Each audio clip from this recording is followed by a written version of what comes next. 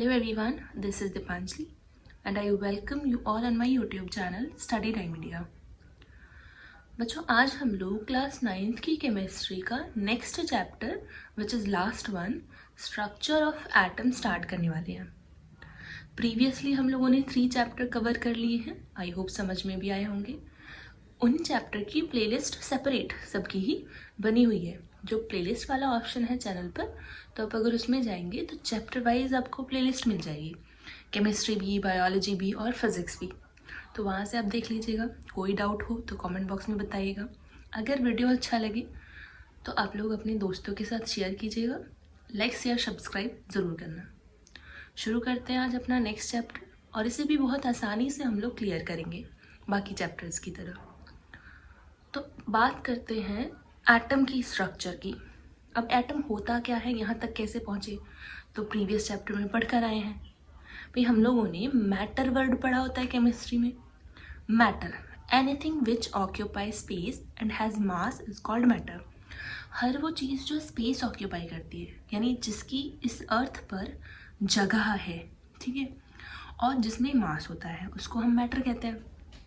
अब वो जो मैटर है, अगर हम उससे कहें कि उसका इनिशियल पॉइंट क्या है, वो बनी किस चीज़ से है, यानी अगर हम उसको लगातार डिवाइड करते जाएं तो एक बहुत माइन्यूट चीज़ पर तो पहुंचेंगे ना कि हाँ इसको नहीं डिवाइड किया जा सकता। तो वो क्या है, एटम है, ठीक है, जिसको हम पढ़ने वाले हैं। तो कह सकते हैं कि हर एक मैटर, चाहे वो सॉलिड फॉर्म में हो, लिक्विड फॉर्म में हो या फिर गैसियस फॉर्म में हो, सबका बेसिक पॉइंट एटम होता है। जस्ट सिमिलर, जैसे कि अगर हम अपनी बॉडी का बेसिक इनिशियल पॉइंट सोचें तो वो सेल होता है। सिमिलरली मैटर का क्या होता है, एटम होता है। अब उस एटम की स्ट्रक्चर देखनी है। जब पहले बहुत सारे साइंटिस्ट थे, जैसे डाल्टन, स्पेशली उनको कैसे भूल सकते हैं, तो डाल्टन ने कहा था कि मैटर में जो एटम है वो इंडिविजुअल है, यानी उसको हम डिवाइड नहीं कर सकते हैं। एटम ही एटम है, उसको आगे नहीं तोड़ सकते। बट लेटर ऑन वो स्टडी कैसी हो गई, फेल हो गई, रिजेक्ट हो गई, क्योंकि पता चला कि एटम को हम डिवाइड कर सकते हैं। और तो और एटम बना होता है स्पेसिफिकली सब एटॉमिक पार्टिकल से। कैसे, तो क्या बताया हमने, एटम जो होता है मेनली स्ट्रक्चर जो होती है ना उसकी, बीच में तो होता है न्यूक्लियस पोर्शन, ठीक है, जैसे सेल नहीं होता, भाई सेल में भी तो न्यूक्लियस होता है, सेल में भी न्यूक्लियस होता है। और न्यूक्लियस में होते हैं नहीं, हम लोग पढ़ते हैं कि न्यूक्लियस में क्या क्या है, न्यूक्लियर मेम्ब्रेन चारों तरफ है, उसमें थ्रेड लाइक स्ट्रक्चर, क्रोमोसोम्स वगैरह होते हैं। तो एटम में न्यूक्लियस है सेल की तरह, उसके चारों तरफ होती हैं एनर्जी लेवल, जिनको हम शेल्स कहते हैं। और इनमें चारों तरफ की बात करेंगे तो साइटोप्लाज्म तो भरा रहता है लिक्विड, और होता किसके बीच में है, वो होता है सेल मेम्ब्रेन के बीच में, ठीक है। तो ये तो था एटम की स्ट्रक्चर में, न्यूक्लियस होगा और शेल होगा।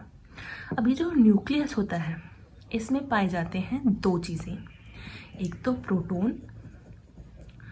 प्रोटॉन विद पॉजिटिव चार्ज, और दूसरे होते हैं neutron without any charge, neutral होते हैं, वो कोई चार्ज नहीं होता।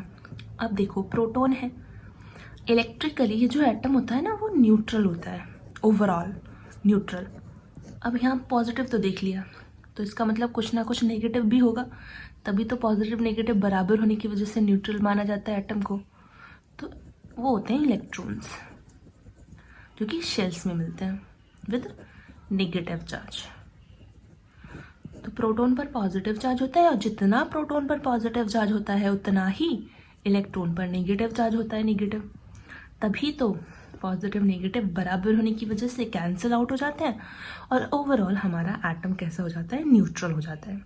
सो these are proton, neutron and electron, these are सब एटॉमिक पार्टिकल जिनसे बना होता है हमारा एटम, ठीक है। बेसिकली जो एटम का मास है ना, मास वो डिपेंड करता है इन दोनों पर, न्यूक्लियस के, क्योंकि शेल्स में जो ये इलेक्ट्रॉन्स होते हैं ना, उनका मास बहुत ही कम होता है, नेग्लिजिबल मान लो उसको। तो ठीक है। इसीलिए प्रोटॉन न्यूट्रॉन का जितना मास होगा ओवरऑल वही एटम का एटॉमिक मास समझा जाता है। ठीक है। अब जैसे एग्जांपल लें, कार्बन होता है, एटॉमिक मास 12 होता है उसका, 6 तो उसमें होते हैं क्या, प्रोटॉन, और 6 ही होता है उसमें न्यूट्रॉन। तो 12 ये इन दोनों की प्रेजेंस की वजह से होता है। हालांकि 6 इसमें इलेक्ट्रॉन्स भी हैं, लेकिन वो बहुत कम चार्ज वाले, बहुत कम मास वाले होते हैं, जिसकी वजह से उनको नेग्लिजिबल कर दिया गया, उनको नेग्लेक्ट कर दिया गया, इग्नोर कर दिया गया। ओके, तो देखिए इस बार क्या क्या देखा हमने। तो एटम सब एटॉमिक पार्टिकल्स है जिसमें इलेक्ट्रॉन्स भी होंगे, जिस इलेक्ट्रॉन्स शेल्स में होते हैं, एनर्जी लेवल। अच्छा, शेल्स को क्लासेस भी बोल सकते हैं, नेगेटिव चार्ज होगा इनमें। ठीक है। और प्रोटॉन न्यूट्रॉन ये होते हैं न्यूक्लियस के अंदर, पॉजिटिव और न्यूट्रल वन के साथ। ठीक है।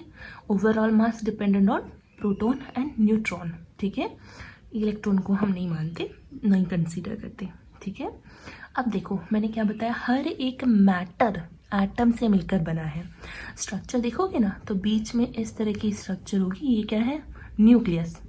इस पे मैंने देखो पॉजिटिव लिखा है। क्यों लिखा है पॉजिटिव, क्योंकि इसमें P प्रोटॉन और N न्यूट्रॉन मिलते हैं।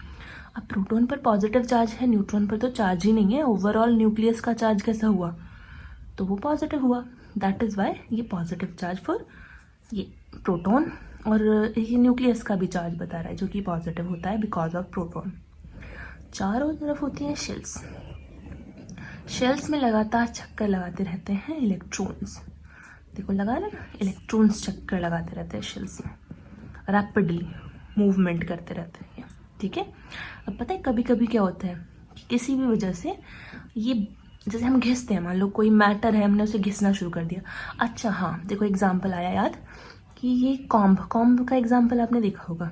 कॉम्ब को सूखे बालों पर जब आप रगड़ते हो और फिर उन्हें लाते हो पेपर के पीसेस के पास, तो वो अट्रैक्शन फील करने लगते हैं, अट्रैक्ट होने लगते हैं। पता है हुआ क्या था उस केस में, जब हमने कॉम्ब को रगड़ा तो कॉम्ब भी मैटर है, मैटर है तो एटम से मिलकर बना होता है, एटम है तो एटम में बाहर जो है स्ट्रक्चर में इलेक्ट्रॉन्स मूव कर रहे हैं इन शेल्स के अंदर।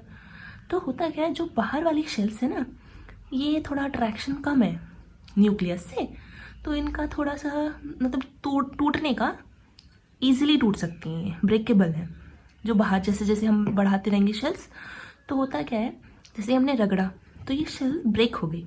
अब जब टूट गई, इलेक्ट्रॉन क्या करेंगे, फ्री हो गए, ये तो घूमेंगे। और फ्री अगर चार्ज हो ना, फ्री चार्ज, और कौन सा चार्ज फ्री हुआ है, निगेटिव चार्ज, तो जैसे ही वो पॉजिटिव देखेगा उनको अट्रैक्ट करने लगेगा। अब ये भी तो कागज़ के टुकड़े भी तो एटम से ही मिलकर बने होंगे। एटम है तो इसमें पॉजिटिव चार्ज प्रोटॉन भी होगा, निगेटिव चार्ज इलेक्ट्रॉन भी होगा। इस पॉजिटिव से ये निगेटिव अट्रैक्ट हो गए, इसके इलेक्ट्रॉन इसके पॉजिटिव चार्ज से अट्रैक्ट हो गए। दैट इज़ वाई हम लोग ये अट्रैक्शन से कर सकते हैं इन दोनों के बीच में। तो ऐसा जनरली देखने को मिलेगा। ठीक है। तो बलून के साथ भी हम ऐसा कर सकते हैं, बलून को भी चार्ज कर सकते हैं, हर एक चीज़ को चार्ज कर सकते हैं। बस एटम को, हमें एटम के शेल्स को ब्रेक करना है। तो ये थी ओवरव्यू। अब हम देखेंगे इनको डीपली, इलेक्ट्रॉन्स की डिस्कवरी, प्रोटॉन्स की डिस्कवरी एंड न्यूट्रॉन की डिस्कवरी। अगर आपको समझ में आया हो तो वीडियो को लाइक कीजिएगा, सब्सक्राइब कीजिएगा चैनल को।